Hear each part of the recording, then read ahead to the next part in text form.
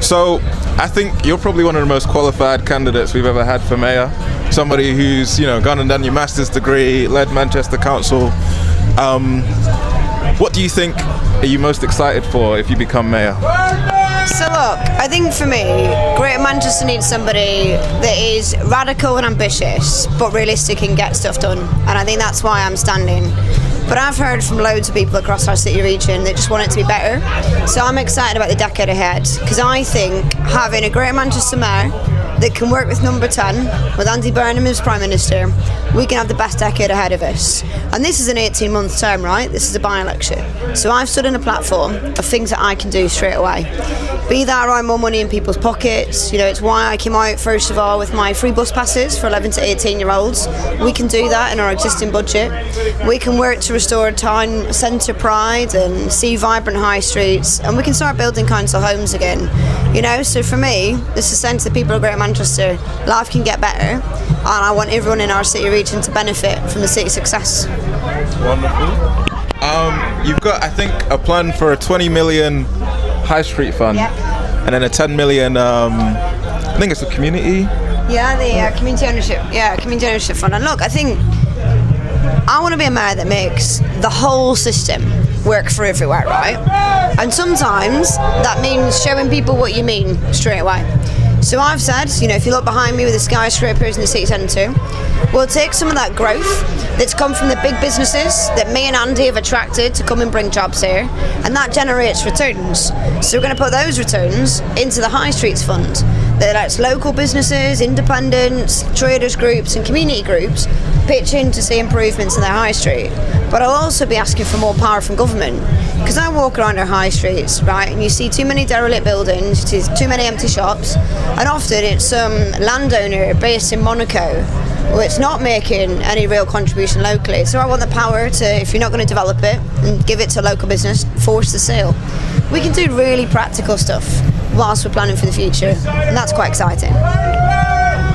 You were born on a council estate in Northern Ireland, and obviously in recent times we've seen, whether it be media outlets or politicians trying to whip up divisions between people. I grew up in Hume personally, so I had, Ugandan uncles and uncles who were born in Liverpool too. And I wondered, when you see that division and you also see what Manchester can be, how do you thread that needle between people who are obviously concerned about, could be immigration and crime, and then at the same time people who also feel like they're being torn apart?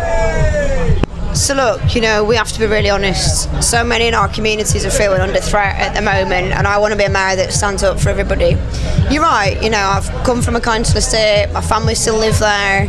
I know what it's like to have to struggle and to fight just to get a fair hearing in life. But I also know when I came to Manchester at 18, the thing that kept me here was the confidence of a place that could speak 200 languages, that for generations has been built by the people that have chosen to come here, working alongside the people that are born here, doing stuff together. That's how the trade union movement was formed. That's why when mill workers in Rochdale said they weren't going to handle slave picked cotton back in the 1800s, we've always stood up together for what's right. And I'll be the mayor that stands against division. Because look, I don't buy in to grievance and division where you pit neighbour against neighbour. Actually raise everyone's living standards. That's not someone else's fault that you're not doing well, so make the system work for everybody. And as mayor, being completely clear, always unequivocal, that we stand against it and we want to create a region where everybody thrives. One last one, which is, people are obviously concerned about climate at the moment, about, we've had 3, different heat waves in one summer, and things are getting strange. What is your plan for the climate resilience in Manchester and a changing climate? So look, it's massive, and future generations will look back and they should hold politicians to account for not taking action on climate. And I think for me as mayor, I would be unafraid to stick to the plan. We've got ambitious targets in the city region around 2038, and I don't care if Trump doesn't like it or the right have weaponised against it. The world is getting hotter and the poorest people suffer. You see it with dirty air in Greater Manchester. It's the poorest communities that always suffer. but I'll do it in a fair way. I'll do it in a way that puts more money in people's pockets by retrofitting homes and making bills cheaper, whilst also expanding our parks and green spaces. Literally where we are in North Manchester, I've just opened a brand new public park at St Catherine's Wood.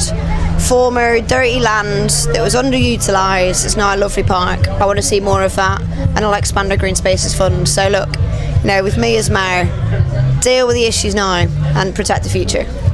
Thank you very much.